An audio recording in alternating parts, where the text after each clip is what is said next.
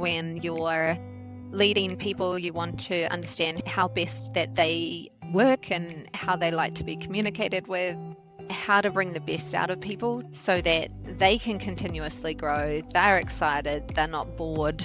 Because I think that's the thing, is I want people to be continuously growing in their roles and hopefully outgrow me. You want them to be excited about what they're doing, but also know when to push and when to dangle the carrot, but also when to, like, you know what, I can see you've got a lot of pressure going on in this part of your life. Let's just put the cruise mode on. But at the end of the day, if they know that you've got their back, I think that's the main thing, because they want to know that you are on their side. You're their personal cheerleader. Welcome to the TechWaka podcast, where we dive into the journeys of New Zealand's top tech leaders. Your host for today is Jakob, bringing you conversations with tech leaders and innovators from across Aotearoa. Join us as we uncover the experiences, challenges, and successes that shape our tech community. Kia ora, everyone. Welcome back to the TechWaka podcast. I'm Jakub, your host, and today our guest is Wendy Stevenson-Vrame. She's doing amazing work as an engineering manager at TradeMe. Wendy's got a really inspiring story about how she went from designing clothes to working in tech, and she's here to share all about her journey, how she leads her team, and why she's passionate about helping people grow in their careers. If you're curious about how to make big changes in your career, if you want to learn some tips on being a great leader, or just hearing energizing stories, then this episode is for you. Let's jump right in. Hello, Wendy. How are you? Hello, how are you? I'm very good. Pleasure to have you here. You're celebrating International Women's Day, and I'm stoked that I have another woman on the podcast. Welcome. Thank you. Thank you very much. I feel very international. Good. Technically, I'm a dual citizen, so therefore I guess I am international. So yeah, I'll take that. Nice. Yeah. When we started talking on LinkedIn, one of the things that you mentioned was that you have an unusual career that led you into technical leadership. Yes. Could you walk us briefly through your career? Yes. Okay. So I studied fashion design in New Zealand and went overseas wanting to get into a job into fashion, and ended up nannying for many different families, which led me to a career in investment banking on Wall Street. Fashion, nanny, investment banking, campus recruiting through a lot of amazing colleges through the US. I kind of went the non-typical New Zealand route. I went through the US instead of the UK and ended up working Wall Street for 6 years and transferring from New York to San Francisco at the peak of the dot-com, which was an amazing time. As you can imagine, San Francisco was just exploding with startups and it was very competitive, and we had an absolute blast with that. And then I took my recruiting career and changed industries. So I went from investment banking to architecture and design, which again was really cool because it kind of tied in my design, fashion background.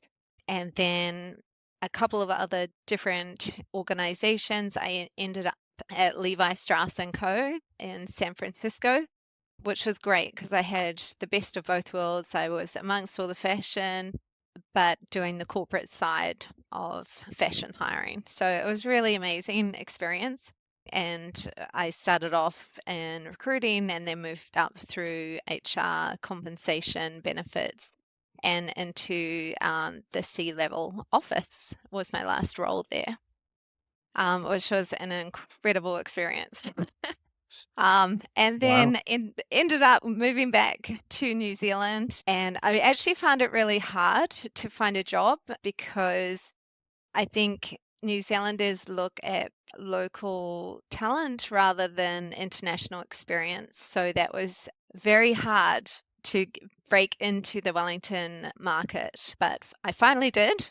did a couple of different roles. I actually went into real estate, but I used my fashion talents and helping people stage their houses and being a buyer's agent. So it was all about relationship building, and, helping people through the process of selling their house. So for me, again, it kind of went to that customer service, relationship building, stakeholder management, making sure everyone was communicated with in a timely manner. And then from there, I ended up back in banking in their recruiting team, and then they recruited me into the tech team. So that's Okay. my journey. And now I'm fully ingrained in a tech company as an engineering manager. So there Wow. you go. Quite a Fashion to journey. tech.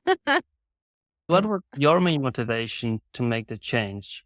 I think because I was doing all the recruiting for the tech team, hearing what they were working on and the engagement and the excitement and passion that they had for what they were doing kind of drove a lot of my passion. And I could see that they needed someone like me to help get them excited, get that cheerleader vibes going for them. And it just actually ended up really a great match for me because I have a pretty huge passion for learning and just hearing about people's journeys and how they've come about. Kind of like me, not all of them came from clear cut. Some of them were plumbers or electricians, and just watching how it was all about the flow for them.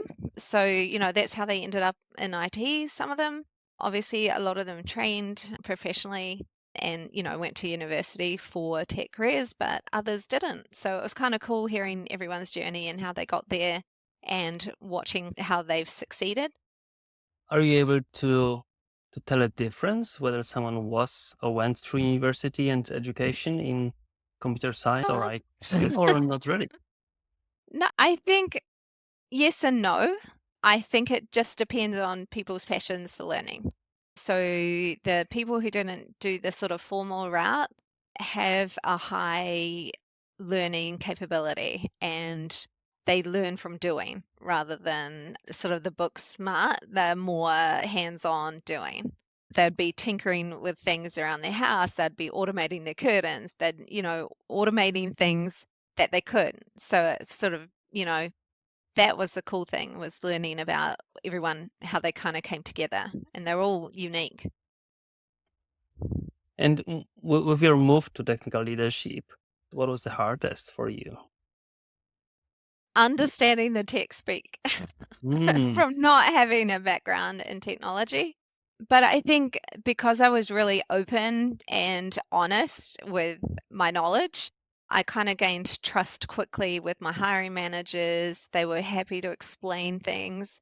I kind of always paired up with a technical person, whether it was interviewing or I would always partner. To me, that's the most important and most critical thing if you're a non-technical person, is finding someone who is highly respected in the organization and partnering with them.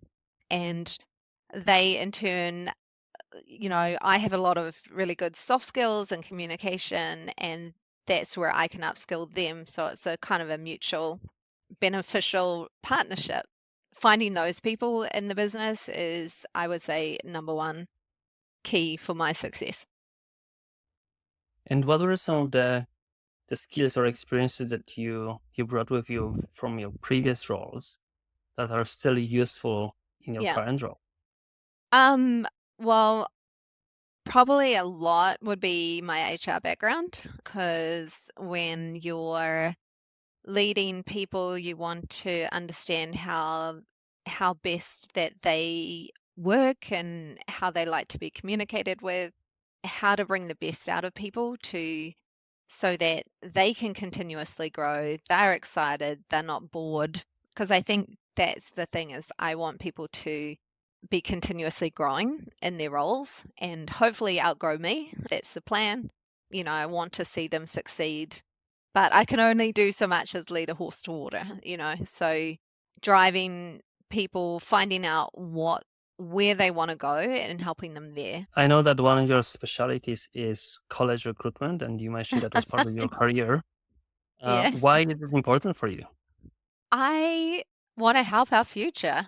I mean, all of the youth today are the people that are going to be doing these amazing jobs down the line. And, I want to help them get their foot in the door. People have been generous with their time with me, helping me get on my journey, and I kind of want to pay it forward.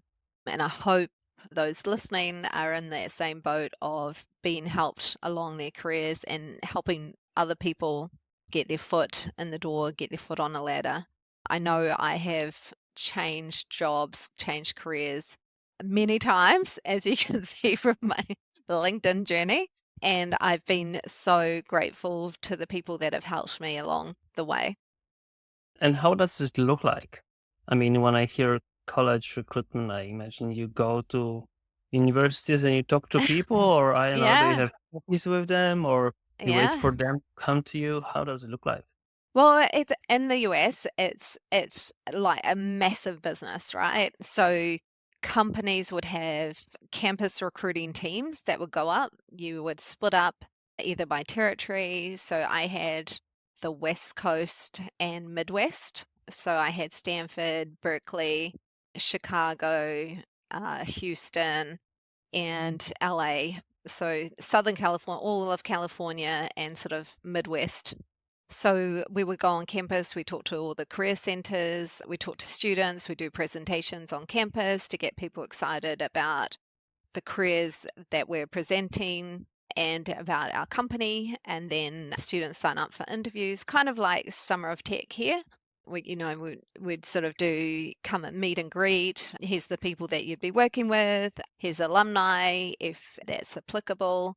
And then we'd do the interview process. They would come, they'd do a tour of the office, check it out, and then go through the interview process. So very similar to Summer of Tech, but a lot bigger scale. Okay. And could you tell us a bit more about Summer of Tech that happens here? Maybe some people haven't heard about that. Oh What it yeah. is and how it works? Yeah, so it's an amazing organization that helps students at universities around New Zealand, helps them get their foot in the door with companies that are looking at hiring tech grads, or I think it's second year, third year, and fourth year students, and possibly masters or PhD students who may have graduated and doing some, additional schooling. But it just helps introduce you to different companies that are interested in looking at grads either for the summer internship program, which is like a 3 month over the before Christmas into February, or and then possibly into full-time roles once students graduate. Okay. So And the last two right. companies that I've worked for have been big supporters of Summer of Tech, which has been amazing. And what was the value for them? Because I imagine, there might be some engineering managers listening to it, and there might be like, oh, why would I invest my time and energy to bring these people who have just few skills and not much experience? Why would I bring these people on? Well, I think students actually have an amazing opportunity to teach us a lot of things because they're the latest ones going through the education process. So they might be hearing about things that we're not even aware of. And usually they pick up things pretty quick. They're excited and enthusiastic to, kind of just learn the ropes right from the get-go. We've been really lucky. We've had amazing Summer of Tech interns that have stayed on and amazing. So I think it's an impressive program if your company can go that route. And I think it's really great to give students an opportunity to learn and see what it's like to actually work in an office environment. Some of them hadn't worked in offices, they hadn't even seen them. So it gives people a chance to, like work in an agile practice, doing stand-ups and, how do we get work pushed through the workflow? So even, stuff like that. Would you have some advice for both sides of this process? So for hiring managers who are looking at hiring interns or maybe graduates, and how would you approach it, knowing that you're hiring someone without many skills? And on the other hand, any advice for the people who are trying to get these great jobs? How do they Yes. show up? Because it must be nerve-wracking to sit there in Yes, front of a it screen or in is. front of a person, and how do we do Yeah. this? I would say just be yourself. The interviews are very short. I think they're 8 to 10 minutes. Practice, practice, practice. Ask your parents' friends, ask your friends who are in tech. Interview me, please. Do whatever it takes. Reach out to any of your connections on LinkedIn. Do the practice because interviewers, we don't have much time. We want to learn about you as quickly as possible and kind of get an honest read on you. I think the biggest mistake students make is here I am going practice, practice, practice, but don't over rehearse the answers without listening to the question. Because I think that's the biggest thing. If I ask a question, but they've rehearsed a different answer and then they just throw it in, that doesn't actually answer the question that I was asking. And I try to steer people back on track and whatnot, because at the end of the day, like we want you to have a good experience with our company so that you go away feeling good about the interview, whether you're successful or not. That's what we like to do as a company, but it is hard and it's very competitive when you might have one role and interviewing 20 students. So I just say, come prepared, be excited about the company, maybe talk about something that you've read, do a little bit of research on the company, maybe, or the person that you're interviewing with, who you're interviewing with. You could say, hey, I saw your profile on LinkedIn. That's really cool.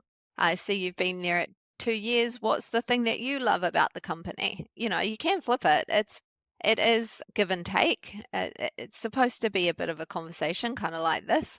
It shouldn't really be stand here and ask point blank questions. I always throw in a fun question at the end. If you were a cookie or a biscuit, what kind of biscuit would you be and why? Or someone was saying, one of my favorite ones, one of the students said to me at the end, he goes, this is at a former job, why didn't you ask me what spirit animal I am? I went, okay, what kind of spirit animal would you be? And he goes, I'd be a spirit monkey because, a bit fun, bit cheeky, but, whatnot. And to this day, he is still nicknamed Spirit Monkey. He's our favorite spirit monkey, and he's one of those students who just came in and blew us away at the interview and is still blowing us away to this day, and he's still there. So that's really cool. But they are supposed to be a little bit fun. You can have a bit of fun with it. I think it's really hard when students just answer like very monotone and like mumble the answer, and then there's no enthusiasm for the company. No. Even if you don't want the job, show enthusiasm. And That's what my would you number say one. for the hiring managers For the now hiring having managers. or who have 20 candidates like this, they Yeah. interview them for 10 minutes each. Yeah. How do they know who to hire if they have maybe one or two open positions?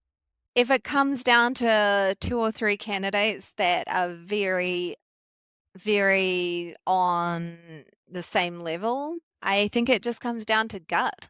I've been doing interviewing for 25 years, and you kind of get an understanding during the questions of how the person might react in situations. We want to give everyone a great experience over the summer. There is a steep learning curve when you go in. So it's just, how do you differentiate and how will you see that the person can go the 3 months? Steep learning curve, be excited, be passionate. There'll be people in the team of various levels. Who's going to gel with the team? Who's going to ruffle feathers with the team? At the end of the day, you have to look out for your team, number one priority. So who will gel with the team, who will bring something interesting to the team, who will get the most out of the internship too, whether there's a job at the end or not, but it's like, what can they take away with them? One of the interns recently did an amazing 3 months and ended up getting 2 cloud certifications out of it. Amazing. Like, so thrilled for them because that will really help their career. And you mentioned the first thing you take into account is the team. Can you tell us a bit more about your team? Who is in your team? What are some of the maybe roles that you look after? I love my team. They are awesome. And I have been so very lucky to work with incredibly talented people in various stages of their career. I've had people who have been in their careers for 40 plus years and some that have just walked in the door. And my current team are incredible. They always put the customer at the heart of everything they do, and they're always looking over their shoulder at our competitors. So I think, you looking forward, but also looking over your shoulder is great. Not that you you don't want to drive that way, but I think they are incredibly talented. They are open to learning. They genuinely love each other. We've had some new juniors join, and they've been so receptive to our juniors, and learning from them. They've picked up and mentored and coached the juniors. The juniors are teaching them new tricks from school. So it's just really cool to see. And that's been with any of the tech teams that I've had at my former company.